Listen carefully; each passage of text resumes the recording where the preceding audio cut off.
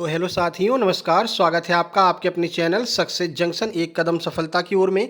मेरा नाम है अतुल शुक्ला और हम लेकर के आ गए हैं आपके लिए मध्य प्रदेश अतिथि शिक्षक भर्ती से संबंधित महत्वपूर्ण जानकारी है। अतिथि शिक्षक मेरिट लिस्ट का इंतजार कब होगा खत्म? जैसा कि आपको पता है, लगातार जो भी अतिथि शिक्षक जिन लोगों ने अप्लाई किया है, लगभग 2 लाख का आंकड़ा निकल करके आया है। 2 लाख लोगों ने अप्लाई किया है अतिथि शिक्षकों के लिए, लेकिन अभी तक मेरिट लिस्ट नहीं आई है। 18 तारीख लास्ट डेट थी। तो इस पर आगे क्या प्रक्रिया चल रही है, कब तक मेरिट लिस्ट आने की संभावना है, वो हम आपको बताने वाले हैं। साथ ही साथ में ब्लॉक वाली जो लिस्ट है उसमें नाम नहीं दिखाई दे रहा है, तो क्या मेरिट में भी हमारा नाम नहीं आएगा, कहां पर हमारा नाम जुड़ सकता है, ये सारी जानकारी हम आपको देने वाले हैं। ठीक है। और मंत्री जी ने अतिथियों से मांगी माफ़ी और फिक्सेशन पर जो है बात यहाँ पर तय हुई है, तो इसके बारे में भी आपको हम जानकारी देने वाले हैं। उससे पहले वीडियो को लाइक करके चैनल को सब्सक्राइब कर दीजिए, जिससे कि मध्य प्रदेश में होने वाली सभी भर्ती परीक्षाओं की जानकारी सही समय पर आप तक पहुंच सके और वर्ग 2 और वर्ग 3 की जो क्लासेज हम फ्री ऑफ कॉस्ट स्टार्ट कर रहे हैं वो भी सही समय पर आप तक पहुंच सकें। तो आइए देख लेते हैं क्या अपडेट निकल करके आ रही है। सबसे पहले अगर हम यहाँ पर बात करें तो देखिए, यहाँ पर कुछ अभ्यर्थियों ने कमेंट किए हैं, मेरिट लिस्ट भले आए पर इन्होंने जो चॉइस फिलिंग की उन स्कूलों में टीचर्स आ गए हैं। यानी कि जो भी चॉइस फिलिंग बच्चों ने की थी वहाँ पर टीचर्स नए आ गए हैं, चाहे वो नियमित शिक्षक हों या फिर अतिथि शिक्षक हों। अब यहाँ पर यह कहा जा रहा है कि सरकार की चाल है और इसमें डीपीआई के सारे अधिकारी सम्मिलित हैं। देखिए, इसमें एक बात और निकल करके आ रही है कि यहाँ पर जो भी संकुल प्राचार्य हैं उन लोगों ने बहुत सारे अतिथि शिक्षकों को अपने मनमाने तरीके से रख लिया है। ठीक है।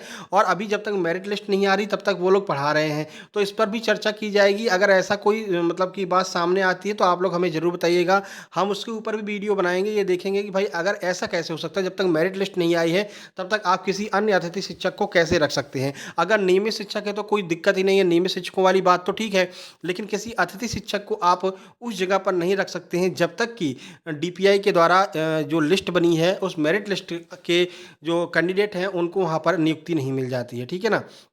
देखिए, सर मेरा नाम नहीं दिख रहा है, ऐसा क्यों हो रहा है आप बताओ।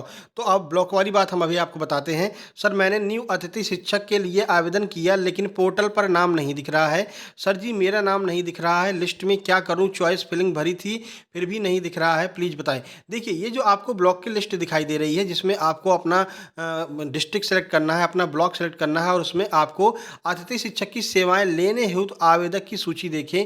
ये आवेदक की सूची अभी अपडेट नहीं की गई है। ठीक है। जहाँ तक मैंने देखा है तो ये पुरानी सूची ही डली, क्योंकि आपको याद होगा मैंने कुछ दिनों पहले आपके लिए एक वीडियो बनाई थी जिसमें हमने आपको बताया था कि अभी हमारा जो ब्लॉक है मुरैना जिला का जो पोरसा ब्लॉक है उसमें कुल 1582 शिक्षक हैं। 1582 लोगों की लिस्ट है जो आपको पोर्टल पर दिख रही है। ठीक है ना। तो ये लिस्ट मैंने आपको लगभग आज से 10 से 12 दिन पहले भी ये लिस्ट दिखाई थी, उसमें भी 1582 ही आवेदकों के नाम थे और अभी भी 1582 ही आवेदकों के नाम है। यानी कि इस लिस्ट का कोई फर्क नहीं पड़ता है मेरिट लिस्ट पर। ये लिस्ट पुरानी है, इसमें कहीं भी कोई अपडेट नहीं हुआ है। ठीक है। जो पुराने शिक्षक हैं उन्हीं का नाम इसमें दिखाया जा रहा है। तो इस लिस्ट को लेकर के आपको परेशान नहीं होना है, मेरिट लिस्ट में आपका नाम आएगा। ठीक है।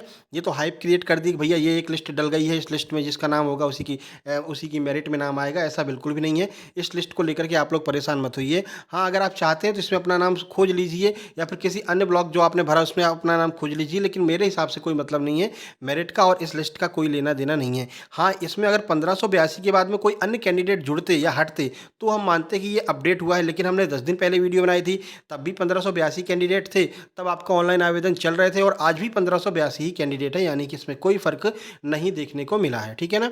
तो आप भी अपने ब्लॉक की लिस्ट आज देख लीजिए और 2 दिन बाद देख लीजिए। अगर उसमें कोई डिफरेंस आपको दिखता है तो फिर आप समझ सकते हैं कि अपडेट हुआ है, लेकिन अभी तक अपडेट नहीं हुआ है। अगर अपडेट होगा तो हम आपको तुरंत सूचित कर देंगे, तो बिल्कुल भी चिंता की आवश्यकता नहीं है आपको। ठीक है ना। चलिए अब इस पर बात कर लेते हैं। मंत्री जी ने, आपको याद होगा कुछ दिन पहले कहा था अतिथि हैं तो क्या घर थोड़ी कब्जा कर लेंगे, तो उस बात पर यहाँ पर मंत्री जी ने क्या कहा है आइए देख लेते हैं। शिक्षा मंत्री ने अतिथि शिक्षकों से मांगी माफ़ी, लेकिन क्या कहा है वो देख लेते हैं। देखिए, मेहमान हो तो क्या घर पर कब्जा कर लोगे, इस बयान के साथ पूरे भारत में आलोचना का केंद्र बने मध्य प्रदेश सरकार के स्कूल शिक्षा मंत्री श्री राव उदय प्रताप सिंह का नया बयान सामने आया है। उन्होंने नरसिंहपुर में 2 टीवी पत्रकारों को अपने घर पर बुला करके इस मामले में स्पष्टीकरण प्रस्तुत किया है। शायद वह सभी पत्रकारों के सवालों का सामना नहीं करना चाहते थे। कहा जा रहा है कि उन्होंने अपने बयान में माफ़ी मांग ली है। ठीक है ना। अब इनको समझ में आ गया भैया अतिथि शिक्षक जो है एकजुट हो गए हैं और ये लोग लगातार विरोध कर रहे हैं और हमारी जो ये बात है ये पूरे पूरे भारत में फैल चुकी है शिक्षकों को लेकर के ऐसा जो गलत बयान दे दिया है जल्दबाजी में।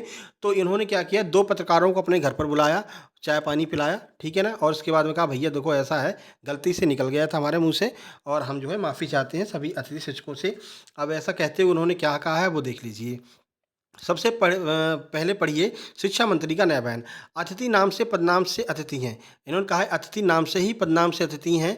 वह बाकी जो प्राथमिकताएं हैं हम दे सकते हैं। इसके बाद भी हमारे मध्य प्रदेश के बच्चे हैं, हमारे अपने बच्चे हैं, कहीं कोई भी विसंगति नहीं है। और मैंने कहा भी हमारे बच्चों को, अतिथियों को जिन्होंने शिक्षण व्यवस्था में महत्वपूर्ण योगदान दिया, अगर उनको तकलीफ हो तो स्वाभाविक रूप से हमारे प्रदेश के बच्चे हैं, हमारे अतिथि शिक्षक हैं, हमारे अपने हैं वह, उनको यदि तकलीफ हुई तो मैं खेद व्यक्त करता हूं। इसमें कहीं कोई संकोच नहीं है, यदि कोई संशय नहीं है और अपनों के बीच में किसी किस्म की कोई विसंगति नहीं होनी चाहिए। यानी साफ साफ स्पष्ट तौर पर इन्होंने अतिथि शिक्षकों से माफ़ी मांग ली है, लेकिन कंटिन्यूटी जो मतलब कि नियमितीकरण को लेकर के इन्होंने स्पष्ट मना कर दिया। देखिए बिल्कुल स्पष्ट है कि हमारी प्राथमिकता क्रम में है, वह किसी किस्म की कोई कन्फ्यूजन की आवश्यकता नहीं है। हमारी प्राथमिकता के क्रम में जब हमने उनको रखा है और लगातार हम उनसे काम कर रहे हैं, हम उनका जो है काम कर रहे हैं, उनकी पेचीदगियों को दूर करने का प्रयास कर रहे हैं। इससे अधिक विभाग क्या कर सकता है। 55,000 के लगभग अतिथि शिक्षक लगे हुए हैं और बीच बीच में निकल जाते हैं। हमने वित्त विभाग को भेजा है कि अतिथि यदि एक बार लग जाता है तो कम से कम पूरा सेशन उससे काम कराया जाए, बीच में निकलने से रोजगार की समस्या पैदा होती है। यानी कि उन्होंने ये कह दिया भैया अब देखो किसी भी नियमित शिक्षक के आने से अतिथि शिक्षकों को अब हटाया नहीं जाएगा। इसके लिए इन्होंने वित्त विभाग के पास में अपना आदेश भेज दिया। वित्त विभाग जल्दी इसको वेरीफाई भी कर देगा। यानी कि एक बार आप अतिथि शिक्षक अगर लग जाएंगे तो बीच में भले ही नया कोई शिक्षक आ जाए, नियमित शिक्षक आ जाए, लेकिन आपको हटाया नहीं जाएगा। इस बात पर काम किया जा रहा है। शिक्षा मंत्री के बयान का अर्थ उन्होंने एक बार फिर स्पष्ट कर दिया है कि अतिथि शिक्षक का मतलब अतिथि है, नियमितीकरण पर कोई विचार नहीं किया जाएगा। यानी कि अतिथि शिक्षकों को नियमित नहीं किया जाएगा, रहेंगे वो अतिथि। बस इतना हो सकता है कि पूरे सेशन में उनसे काम करवाया जाएगा। अगर एक बार उनको ज्वाइनिंग मिल गई है तो बीच में नहीं निकाला जाएगा। बाकी एक बात को लेकर के और यहाँ पर चर्चा चल रही है कि जो भी अतिथि शिक्षक हैं उनके लिए विभागीय परीक्षा करवाई जाएगी। विभागीय परीक्षा में अगर वो क्वालिफाई हो जाते हैं, 50% अंक ले आते हैं, तो उनको नियमित कर दिया जाएगा। अब इस पर भी चर्चा चल रही है। तो बहुत सारी बातें यहाँ पर अतिथि शिक्षकों के लिए निकल करके आ रही हैं। अब बात हम करते हैं सर मेरिट लिस्ट कब तक आएगी। तो देखिए 23 तक यहाँ पर अतिशेष जो शिक्षक हैं, अतिशेष शिक्षकों की यहाँ पर काउंसलिंग 23 तक चल रही है। तो 23 तक हम इंतजार करेंगे। उसके बाद में अगर मेरिट लिस्ट नहीं आती है तो हम उस पर वीडियो बनाएंगे, क्योंकि ये पक्का है कि यहाँ पर फिर कोई धांधली की जो है आशंका देखने को मिलेगी अगर मेरिट लिस्ट के बिना यहाँ पर ज्वाइनिंग दे दी जाती है। ठीक है ना।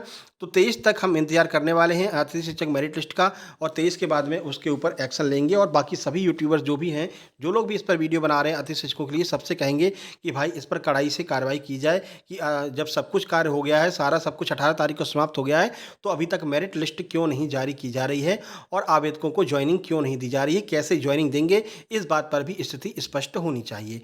तो चलिए जैसे कोई नई अपडेट होगी तो हम तुरंत आपको सूचित करेंगे। बाकी नीचे टेलीग्राम चैनल की लिंक दी गई है, टेलीग्राम चैनल को जरूर ज्वाइन कर लीजिएगा, जिससे कि सारी जानकारी सही समय पर आप तक पहुंच सके।